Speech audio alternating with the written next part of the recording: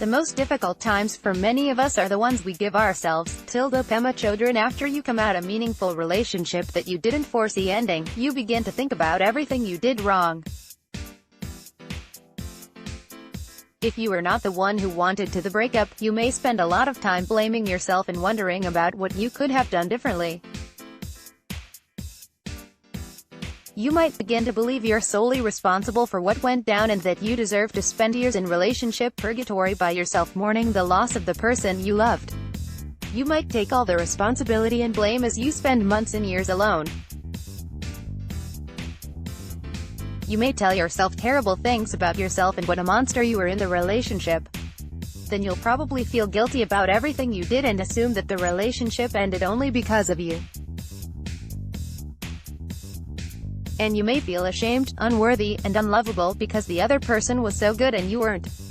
This kind of unhealthy thinking puts all the blame on you and removes all responsibility from your ex.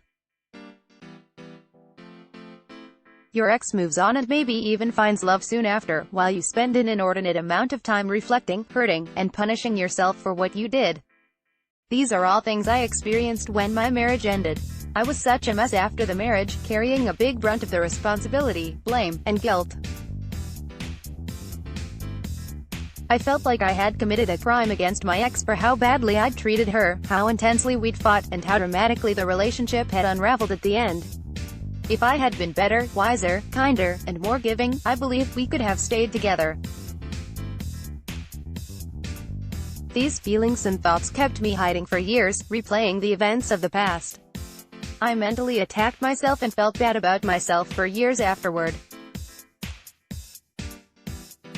I stayed home, locked myself up, and suffered silently, believing that no one would ever want me again and I was unworthy of loving or being loved.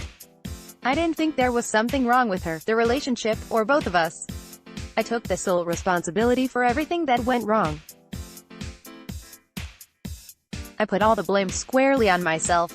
Everything I did, I magnified in my mind and scolded myself for. Everything she did, I excused, justified, or found ways to blame myself for. I later realized this was all a figment of my imagination, these self-harming thoughts.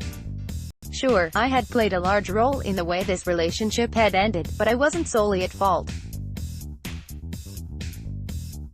If you're blaming yourself for everything and feeling guilty about a relationship gone wrong, I want to remind you of the following 7 things so you can stop punishing yourself for the past. 7 ways to stop punishing yourself for your breakup. 1. You are doing the best you could. If you knew better, you would have done better. You were acting on the tools you had at the time. You likely were not intentionally or purposely sabotaging the relationship or your partner. We each do our best under the circumstances we're in.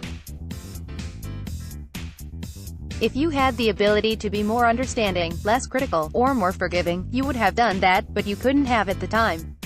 At one point in my life, I thought that feelings were terrible, so I wasn't willing to open up about how I felt about things with my ex. I thought stonewalling and shutting down were more effective at resolving issues than talking them out. Trust me, they're not. I also thought it was effective to threaten a breakup when things weren't going right or casually suggest a divorce in the middle of an argument. It wasn't. This wasn't right or fair, but it was the place that I was at in my life. If I had known a better way, I would have done that. If I had the skills to communicate better, I would have used them. You and I grow, develop, and improve as people and partners over time. The good news is that partner you were yesterday doesn't have to be the partner you are in the future. I'm not the person of yesterday, and I am thankful for that. You can be better the next time around. 2. You are not solely responsible for what happened. Remember, there are 2 people in a relationship. You did your part and your ex did theirs.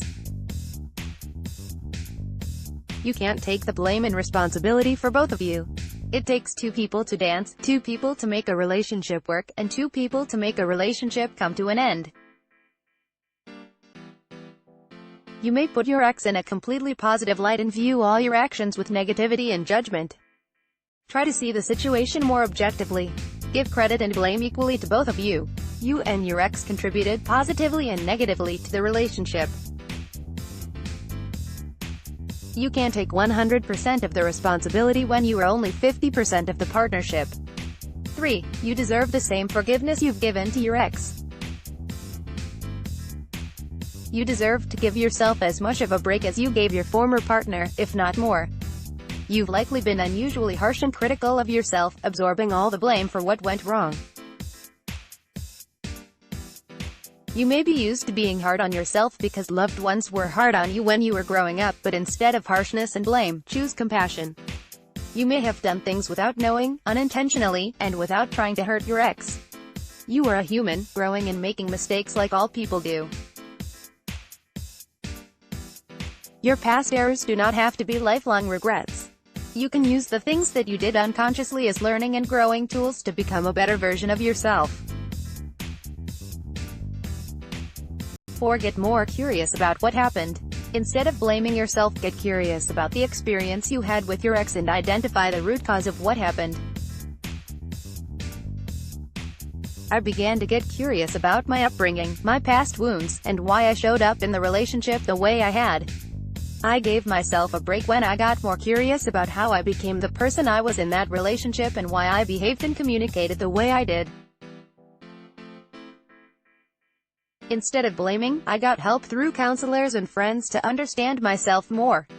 Become a student of your pain, suffering, and blame so you become wiser about yourself. You can't do anything about the breakup, but in the aftermath, you can do the work to understand why you showed up how you did so you can do better in the future. You can find self-awareness and wisdom in the past. 5. Release comparisons and judgments. We're taught from a young age to compare ourselves to others and to judge ourselves. These self-sabotaging habits are especially hurtful after a painful breakup. Comparing your life to your ex's life and comparing yourself to friends who are in relationships won't help you move on. Neither will judging yourself and putting yourself down for what happened in the relationship. Instead of comparing yourself to others, think of this as a path of growth. Compare yourself to yourself. Observe how you're stronger, wiser, and smarter about relationships today than when you were in your past relationship. Also, flip self-judgment into gratitude. Instead of judging yourself harshly, be thankful for your development. Be thankful for the experiences that helped you evolve as a person and a partner. 6. Affirm your worthiness for being who you are. You're feeling as badly as you are about the previous relationship because it's opening up wounds about your own worthiness. Instead of beating yourself up, can you cultivate and reaffirm your self-worth? Can you remind yourself that you're more than your relationship and what happened with your ex? Regardless of what happened between the two of you, you are worthy for just being yourself. If you don't believe that, then maybe your relationship was an opportunity to recognize the feelings of unworthiness you had before it even started. Once you see the wounds more clearly, you can begin working on them.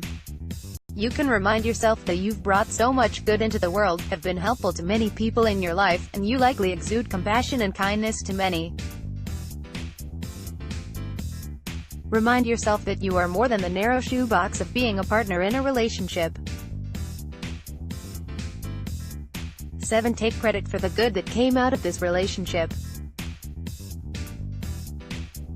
No, it wasn't all perfect, and there are some things you can take responsibility for in your past relationship, but what can you take credit for? If you blame yourself for all the bad things, don't you also have to take some credit for the good things that happened? What positives came out of this relationship? How did you grow as a person in your past relationship?